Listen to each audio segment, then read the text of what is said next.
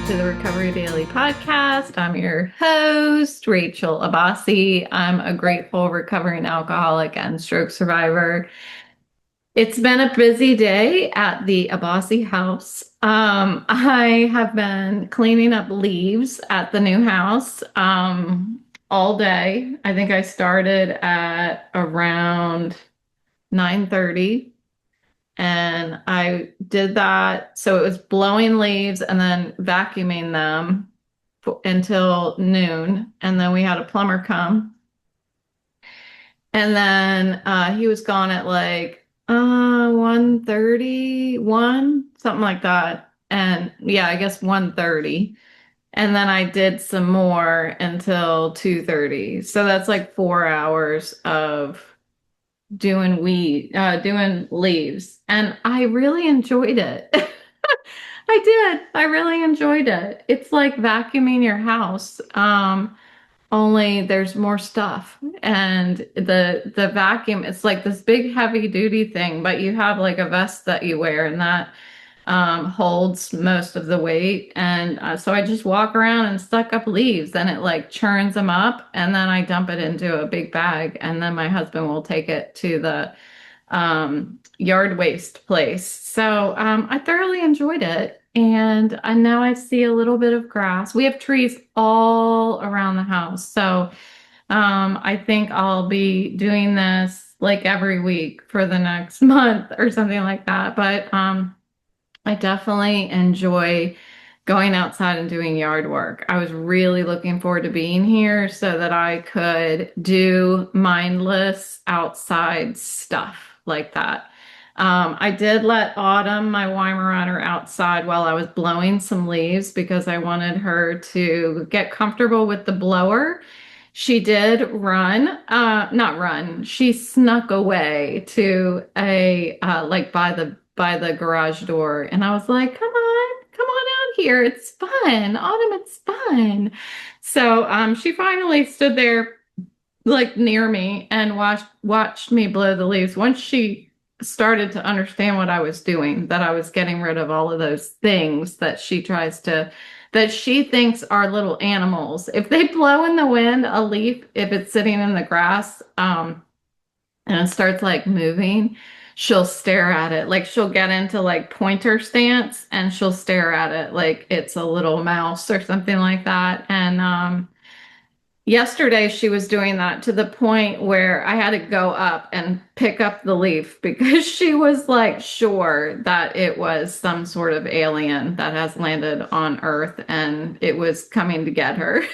So she's adorable. She's all curled up in fetal position on my bed right now while Boris is soaking up some sun on the floor and licking his little tootsies. So that's what's happening here. We did have a plumber because my big gigantic shower that is new to me that has double faucets, one of the faucets was leaking.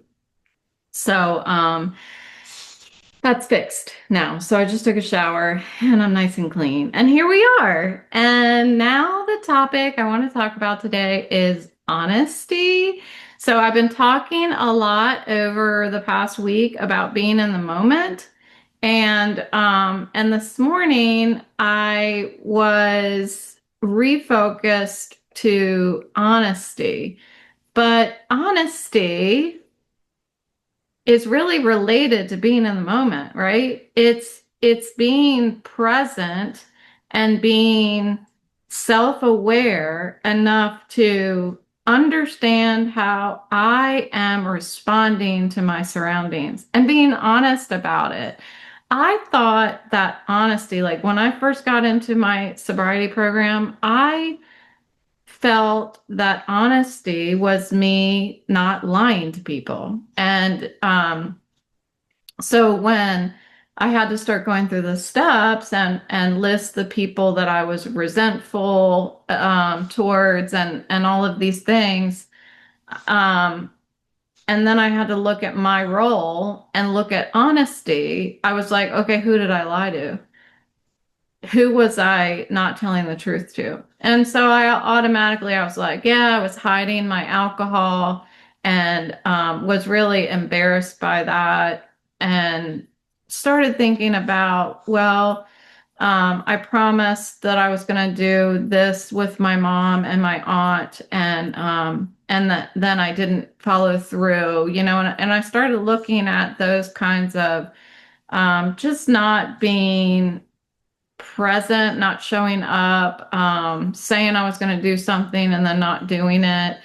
I didn't feel like I lied to a lot of people, but when I really backed up and looked at the whole picture, everything I was doing was a lie. I was lying about what was going on between my ears.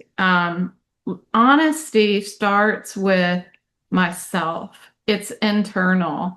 And until I could be honest with myself and really look at, in the moment, look at my motives, my fears, my habits, my excuses.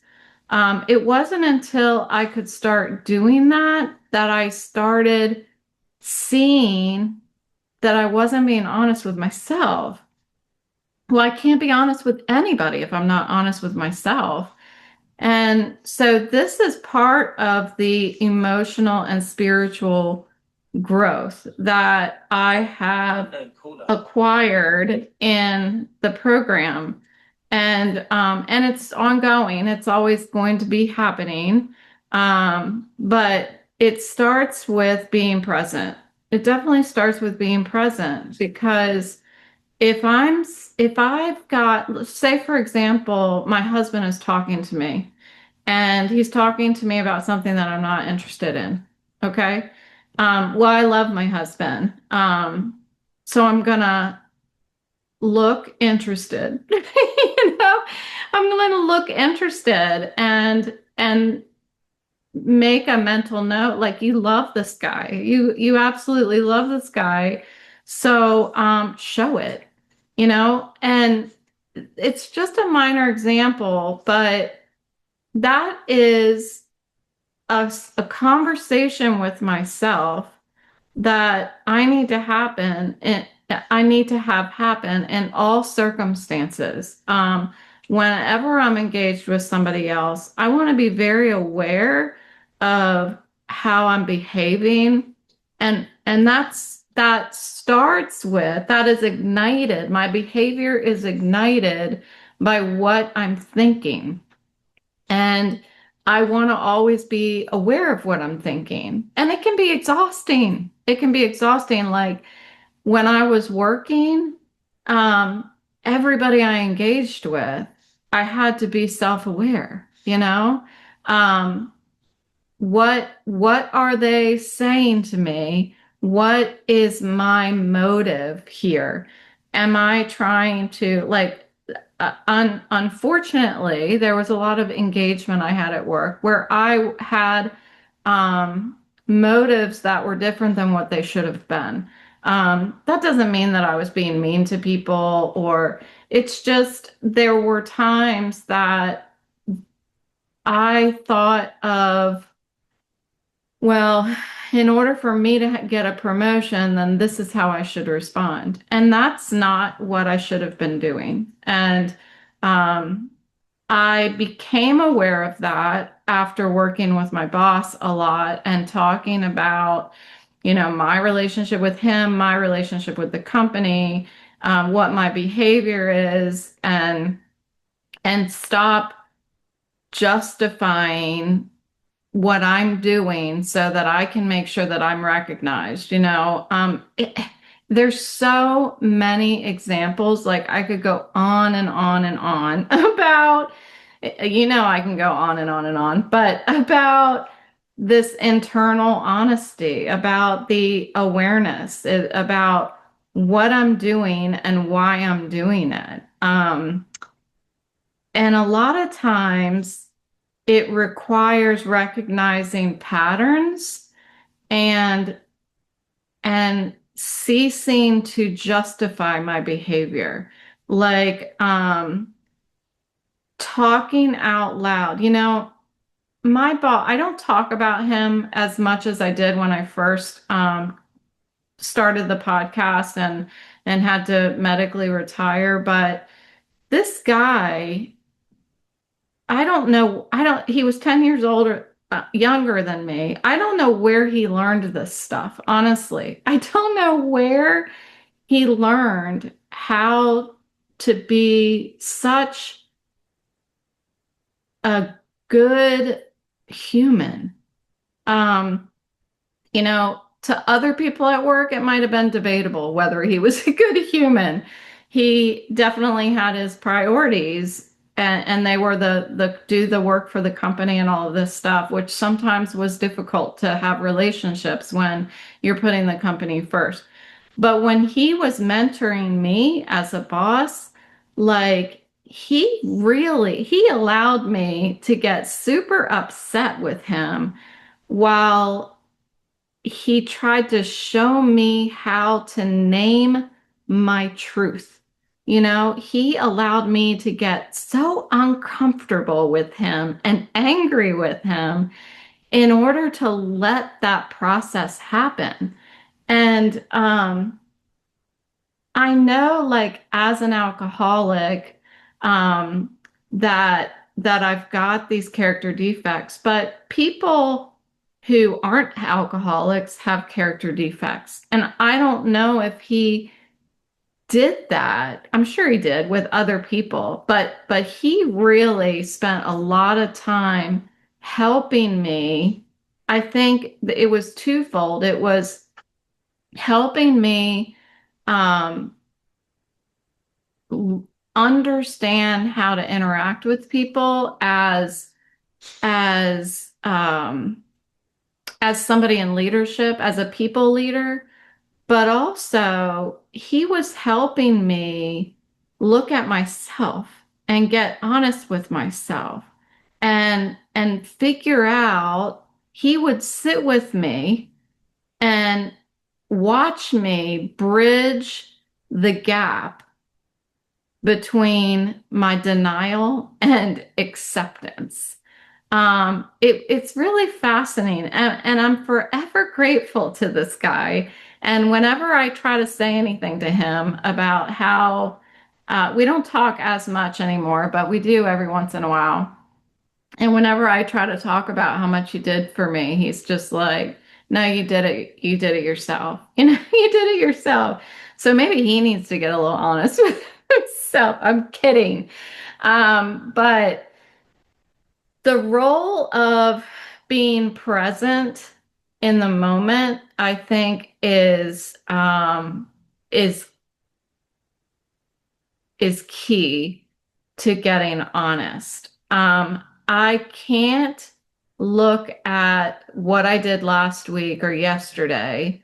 I can't look at what I want to happen in the future, like getting promoted or something like that. I can't live in either of those places um, in order, if I want to be honest with myself, if I want to really be present and ask myself, what are my motives? What am I doing and why am I doing it? Am I doing the best I can right now? And that's something that I always ask my kids, always. They're not kids anymore, they're in their 20s. But I still, when things happen, when life gets lifey, and they call me because there's a problem or something happened accidentally. I'm trying to think of an example. A toll, I get a lot of notices in the mail that Bailey has gone through a toll and not paid it. Okay. So I sent her a text yesterday, and I was like, okay, I got a notice that you owe $7 or something for a toll on the Greenway. But just so you know, there's a $25 processing fee if I have to, I have to, if they have to send a notice. So I said, I just want you to know that. I want you to know that I paid it, but maybe we can talk about how to navigate tolls so this doesn't keep happening. So she's like, well, I mean, what am I supposed to do if it's the express lane, but I don't have one of those little tag things? And I said, well, usually the rightmost lane takes a card, and you just stick the card in and pull it out, and then the light will turn green, and you have paid the toll. So she's like, okay. Um, so what I knew at that moment that she asked me those questions, and I gave her the opportunity to ask me questions. I approached her in a way that wasn't like, what the hell are you doing? Every month I'm paying $30 for you to go to see your friend in Maryland or something like that. I didn't say that. I said, this is what's happening, and this is why, and maybe we need to talk about it. And that opened the door for her to ask me questions. And she did ask me questions. She responded to that. She asked me questions. And by her asking me questions and me answering them, I realized that she was doing the best that she could with the information that she had. Could she have tried harder? Probably. She probably could have asked me sooner. But I think that that question of did you do the best you could really helps them to self-reflect. And I used to ask them that all the time in school. Like if they would bring home a bad grade, and maybe I'm a sucker. Like my husband tells me I'm a sucker all the time. And that's fine. I'm okay with being a sucker. But I like to ask them, did you do the best that you could? Yeah, we lost the soccer game. Did you have fun? That we learned from my husband. Like to ask that every time. Did you do the best that you could? Yeah, I did. I worked really hard. Then that's all that you can do. And when I ask these questions about doing the best I can, what are my motives, all of that stuff, that keeps me right in the moment. It keeps me very self-aware, and it keeps me willing to grow. It keeps the door open so that I'm not making excuses to protect my ego, because when I do that, I'm blocking out my growth. So I don't want to make excuses for my character defects. My daughter could have easily started making excuses. She didn't make a single excuse. I mean, I'm pretty proud of her for that. And now that I think about it, she didn't make a single excuse for why I was receiving these toll bills. She just started asking me questions. And that's more than what I can say for myself. When my husband tells me, when my husband tells me, is this rubber band yours? Yeah, that's my rubber band. You can't leave rubber bands around, or Autumn is going to eat the rubber band. I immediately make excuses to protect my ego. That's my character defect. And I try really, really hard, but it's difficult for me. But I'm aware of it. I'm aware that I'm doing it, and it comes out of my mouth. The excuse comes out of my mouth. I know the lighting on this video is not very good because the sun is shining right on the side of my face. Anyway, um, I can feel the character defect happening. I can feel the excuses coming out of my mouth. I hear the excuses coming out of my mouth that block my growth, excuses for my character defects, but I can't stop my mouth from throwing them up. And all that does is it keeps me stuck in the same patterns. So all I can do is keep noticing and ask myself, like, what can I learn from this moment? Like, be aware, and what can I learn from this moment? Like, honesty is not a punishment. I'm not punishing myself for hearing my character defect come out of my mouth. But what I'm doing is giving myself permission to change. I'm accepting that there's my character defect. I'm going to put my hand up. There's my character defect. And I noticed it, and I give myself permission to not be perfect, and give myself permission to try again next time. And that growth comes through acceptance. When I stop making excuses, then I make space for grace. Grace, what's that? Honesty is something that it's like lifting weights. I have to practice it every day. I have to align my actions with my values. And my values, I think I wake up with my values, and I have my values when I'm sitting in my AA meetings in the morning. But as soon as I step out of my bedroom door, it's like it's like there's a hole in my pocket, and I put my values in my pocket, and they keep dropping out of out of my pocket onto the floor. And then I'm walking over top of them, and like a dry leaf, they're just crushing beneath my feet. So I have to just keep sewing that hole up in my pocket.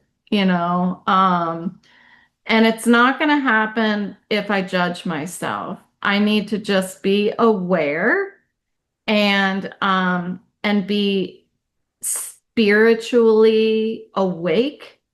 It takes work. Like, work is work. It takes focus. Just because I don't work in a career anymore, I am very much working at being a human being today. Like, I try really hard to be teachable and be humble and to be present. And if I'm honest, like if I work on being honest, then I'm connecting myself to reality, to the truth around me. I talked a few days ago about being irrational, like irrational thinking, which I'm really good at irrational thinking. If that was a sport, I would have the gold medal for irrational thinking. I I have to be present, to be honest. And then when I'm honest, it it allows me to swerve around those character defects sometimes. And that's when I can avoid the irrational thinking.